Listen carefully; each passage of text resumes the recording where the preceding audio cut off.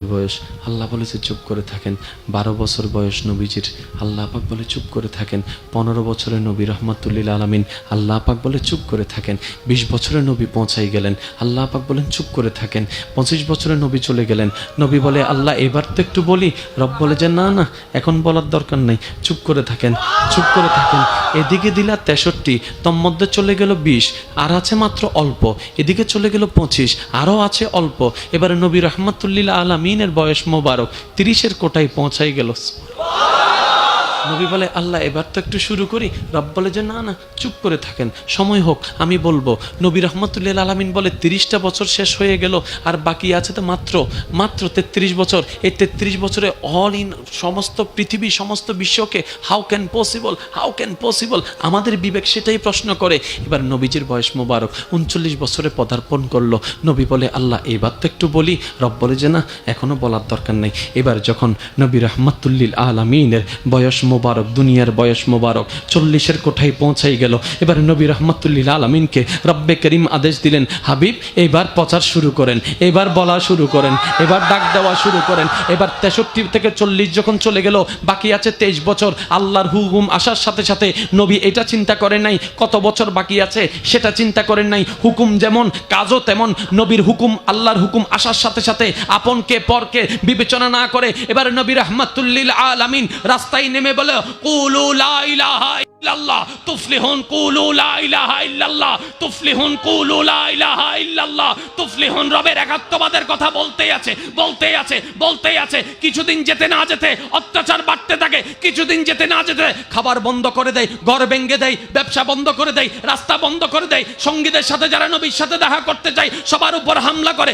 ঘরের উপর হামলা করে, বউয়ের উপর হামলা করে, মায়ের উপর হামলা করে। কাফের অত্যাচার বাড়াতে থাকে, নবী প্রচার করতেই আছে। কাফেরদের হামলা বাড়তে থাকে, নবী প্রচার করতেই আছে। কিছুদিন পরে আল্লাহর হুকুম চলে আসলো। এবারে নবী নিজের মাতৃভূমি মক্কা ছেড়ে হিজরতের পথে মদিনার দিকে চলে যাওয়া শুরু করলো, মদিনার দিকে যাওয়া শুরু করলো। মাত্র কয়েকজন সঙ্গী নিয়ে মদিনায় চলে গেল। কিছুদিন পরে বিশ্ববাসীকে অবাক করে মক্কার দিকে যখন নবী আসা শুরু করলো, একজন নয়, দুইজন নয়, 10,000-এর বেশি মুসলমান। 10,000 হতে 63-র অনেক সময়। কিছুদিন যেতে না যেতে অনেক দূরের পথে আফ্রিকাতে শোনা যাচ্ছে হঠাৎ করে লা ইলাহা ইল্লাল্লাহ, লা ইলাহা ইল্লাল্লাহ, লা ইলাহা ইল্লাল্লাহ। এবার আবু জাহেল বলে কিরে, আরবের আওয়াজ আফ্রিকায় গেল কেমনে? ফেসবুক নাই, ইউটিউব নাই, নিউজ পেপার নাই, বার্তা নাই, এই নাই সেই নাই। এখন আফ্রিকা থেকে আওয়াজ আসে এক আল্লাহ ছাড়া কোনো মাবুদ নাই। মিশর থেকে আওয়াজ আসে এক আল্লাহ ছাড়া কোনো মাবুদ নাই। নাজ্জাশী থেকে আওয়াজ আসে এক আল্লাহ ছাড়া কোনো মাবুদ নাই। ইন্ডিয়া থেকে আওয়াজ আসে এক আল্লাহ ছাড়া মাবুদ নাই। এবার কুফফারগণ ভাবনায় পড়ে গেল, আরে এত বাঁধার পরও আওয়াজটা ছড়াই গেল কিভাবে? অল্প দিনে এত মুসলমান হলো কিভাবে? রব্বে করিম বলে আমি জগৎকে জানাই দিতে লাগলাম, আমি জগৎকে দেখাই দিলাম। জায়গা বেশি হলে তোদের সময়ও বেশি লাগে। আমার মুস্তাফা কারো মতো না। আমার মুস্তাফা যা পারবে তোরা তা পারবি না। আমার মুস্তাফাকে এটা দিয়ে প্রমাণ করাই দিলাম। 23 বছরে ইসলাম সারা বিশ্বকে ছড়াই দিলাম। রব বলে তোরা মন খারাপ করে রইলি কেন? রব আমাদের কাছে তো কোনো পাওয়ারই নেই। রব বলে যে কি নাই, তোদেরকে তো আমি দিয়েছি। আল্লাহ কি দিয়েছে? বলে যে কোরআন। আল্লাহ কোরআন তো আমরা পড়ি, কোরআন পড়ে সওয়াব কামাই, কোরআন পড়ে দলিল দিই, কোরআন পড়ে। রব বলে যে কোরআনটা শুধু একটার জন্য দিই নাই, সব কিছুর জন্য দিয়েছি। বিজ্ঞানও কোরআন আছে। এবার রব বলে ইয়াসিন ওয়াল কুরআনিল হাকিম। ও আমার বান্দারা, এই কোরআন শুধু সওয়াবের কিতাব মনে করিও না, বিজ্ঞানময় কোরআন আল কোরআন। তা কিয়ামত পর্যন্ত সমস্ত অনাবিষ্কৃত বিষয়ের তত্ত্ব আমি আল্লাহ কোরআনে দান করে দিয়েছি। কত বড় একটা দামি কিতাব আপনার আমার কাছে আছে, কিন্তু আফসোসের বিষয় যার যার ঘরে গিয়ে আজকে একটু চেক করে দেখবেন কোরআনের উপর ধুল পড়ে আছে। কষ্ট নেবেন না আমার কথা, বাস্তব যেটা সেটা বলছি। কোরআনের উপর অনেকের বাসায় ধুল পড়ে আছে। কিরে ভাই, কোরআনের উপর ধুল কেন?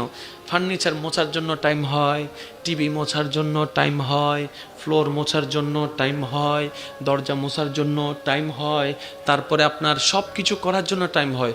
কোরআন মোছার জন্য আসলে না, আসলে বেশি ব্যস্ত তো পারি নাই, বেশি ব্যস্ত তো পারি নাই।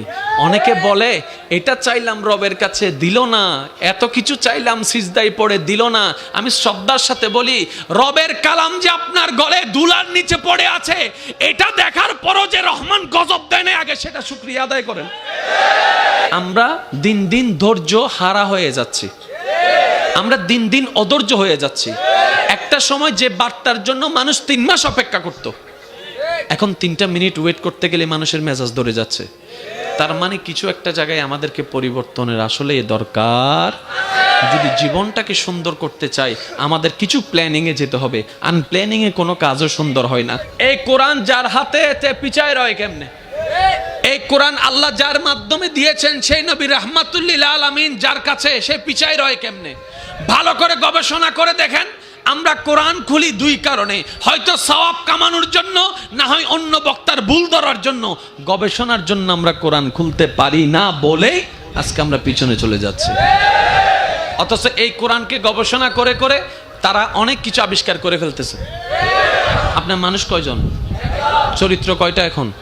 একটাতে আপনি মারার সময় মায়া দেখান নাই, আবার মারার পর আপনি মায়া দেখাচ্ছেন। তার মানে কি? মনে রাখবেন ভাইয়েরা, যখন আপনি মেজাজে ছিলেন তখন আপনি ছিলেন না, আপনার উপর শয়তান ভর করেছিল, সেজন্য আপনার তার উপর হামলা করাটা ইচ্ছা করেছে। যখন আপনার মেজাজ ঠান্ডা হয়ে গিয়েছে, শয়তান আপনাকে ছেড়ে দিয়েছে, তখন যে অনুভবটা, অনুতপ্তটা, সেটা হচ্ছেন আসল আপনি, সেটা হচ্ছেন আপনার আল্লাহর বান্দা, ওইটার মন। এবার আপনি যদি এই পার্থক্যটা একটু বুঝে ফেলতে পারেন, মেজাজ গরম হনেওয়ালা আমি নয়, মেজাজ ঠান্ডা হনেওয়ালা আমি। এবার আপনার যখন মেজাজ গরম হয়ে যাবে, সেই জায়গায় যদি আপনি ইসলামের শিক্ষাটাকে বসাই ফেলতে পারেন, নবীর শিক্ষাটাকে বসাই ফেলতে পারেন, তাহলে আপনার মেজাজও গরম হবে না, চিল্লানোও বের হবে না, গালাগালিও বের হবে না, মারামারিও বের হবে না, অ্যারেস্ট হয়ে আর জেলখানায়ও যেতে হবে না। আপনি যে কোনো কিছু ভাবছেন, ও এই জায়গায় না না সবকিছু তো ঠিক আছে, আপনি এইভাবে ভাবলে হবে না। মনে রাখবেন, ওই চীনের মধ্যে আবিষ্কার হওয়া করোনা ভাইরাস বাংলাদেশে আসতে বেশি দিন লাগে নাই কিন্তু। তো সবকিছু ভাবতে হবে এইভাবে।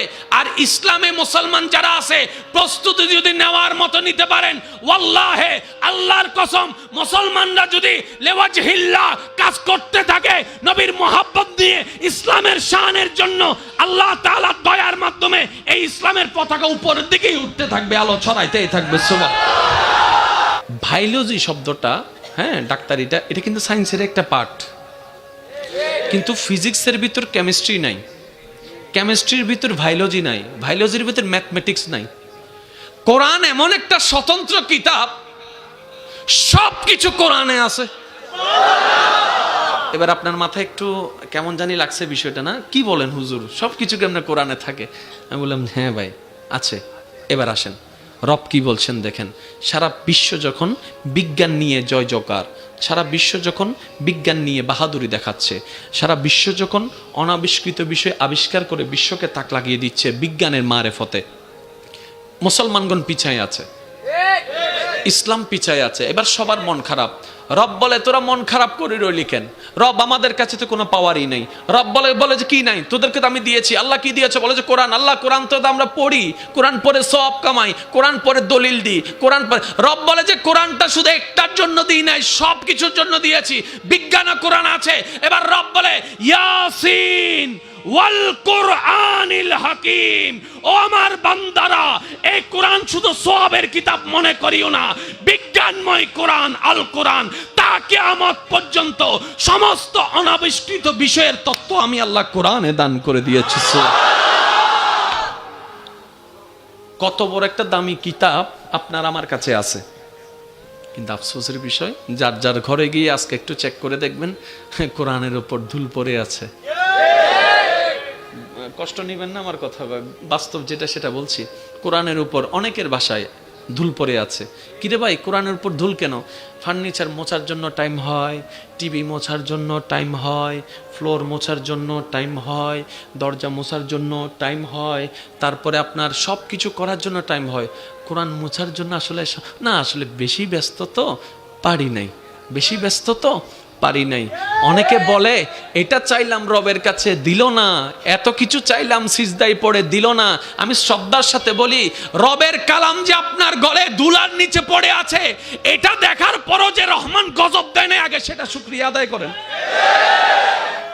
আপনার সিডেক্টারে যদি কেউ ফালায় রাখে আপনার কেমন লাগবে?